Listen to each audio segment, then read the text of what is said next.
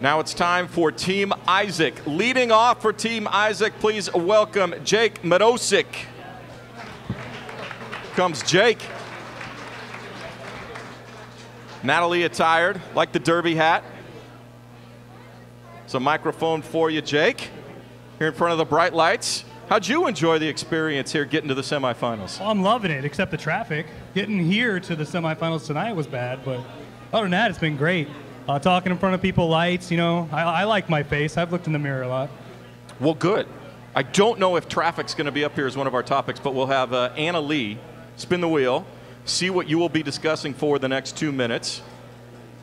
As we continue along here, our first of 4 semi-final Hunt for the Host shows here in year 2 of Hunt for the Host. All right. Oh, this is going to be fun. This could be good. Fat coaches. Fat coaches is your topic. Jake Madosik, 2 minutes on the clock, and they're all yours.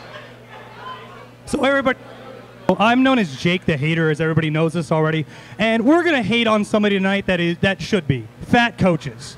Now, I understand if you're a lineman and you jump in and you become a coach for football, you sort of get a pass. But if you're a basketball coach and you gain weight or anybody, it's hard to respect somebody that tells you to run laps and is fat and doesn't want to do it with you. I had a high school coach like this that would always push us and push us and push us and didn't want to be there with us. And he never gave the effort in the classroom or wherever he was with us that we needed. I have a hard time respecting it. It's like Rex Ryan. Rex Ryan is out there. He's lost some weight, but he talks a big game. He probably eats a big game too, and it just reminds me of somebody that's never going to go out there with the team and is never going to do what he can. Like if you have a boss, and a boss is there and never is there with you. Now, that doesn't mean a fat coach can't win and a fat coach can't drive you to what you need to do. But in regards to what athletes are and what we are built to do and how we need to feel about the game and how there needs to be passion behind it, I want that from day one to day forever. If I ever became a coach, I'm going to work out like crazy like I do now, all the way into the end. I want people to respect me. I want people to know that I have such a love for the game that I am going to continue it on forever. I wouldn't want to be that guy that just sits on the bench and yells at you, has spit coming out of my mouth. I probably still have Buffalo Wild Wings in my teeth. And all you're going to do is look at me and go, man, look, at my fat coach has nothing to do with the talent I'm doing, because all he does is sit on the bench. He yells at me all day. He tells me I need to score 30 points. And I bet this guy knows nothing about sports because he probably never did in his whole life. Now, if I get fat, then I'm really screwed, because I just climb up here, I talked crap on this guy forever, and that's life. Give me at the Toyota text line at 55305 so I can get your comments, please. Jake Madosik, well done. A little different under the bright lights. Let's get a quick comment from your coach. Isaac, you had him grinning there. Yeah, what did you think of that? I want to know what you thought of your 2 minutes. I wasn't the proudest of my my own topic. Yeah, I can tell by your reaction, but I actually, you see, like, I'm not really listening tonight for, like, if you're so awesome in 2 minutes on fat coaches, like, that's a hard topic. What I'm looking for are things that you can build on, and you have a good sense of humor. I liked when Swigard just asked you about getting here, and you guys were just shooting the breeze about getting here.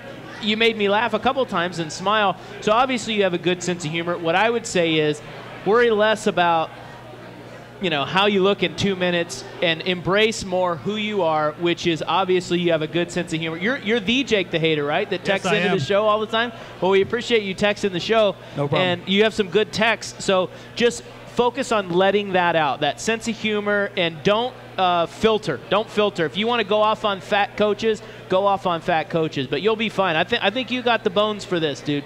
You'll be good. Let's hear from our judges. Dusty Hara, you've dealt with some fat coaches, I believe. You know, take Isaac's advice, because he tells his wife all the time, don't focus on the 2 minutes. It'll be over very soon. Wow. I know that you have a very good sense of humor. We see it on the text line all the time. You were able to throw some jokes in there and throw some barbs in there, which was good. And this is kind of what, going to Isaac's point, it's kind of the moving forward. You got a free pass just to unleash it and see that personality that we see on the text line all the time. I wouldn't get too broken up about how you did, because your delivery, your formatics, and just kind of the way that I know you can be moving forward, your intangibles. Those are the things we go on. So use this one as a learning experience. It wasn't as bad as you thought it was in your head, but I know that you can be way more kind of, you dig, you can give those jabs. Dusty and drunk. Don't be afraid to let those out. Not yet. Quick thought from Ryan. Hey, Jake, your presence is why you're here. Your audition was great. You had a lot of confidence and command. It wasn't your topic, but I still think you did a good job. We can see your facial expression, but they can't on radio. I don't think, if we were to just listen to what you said, it wasn't that bad. So it wasn't as bad as you thought, but you could tell you were like, this was not the topic I wanted. But all in all, man, I thought you did a pretty good job for what you were dealt. Well done, Jake. Thanks very much. Off to a good start here. 2 down, 14 to go.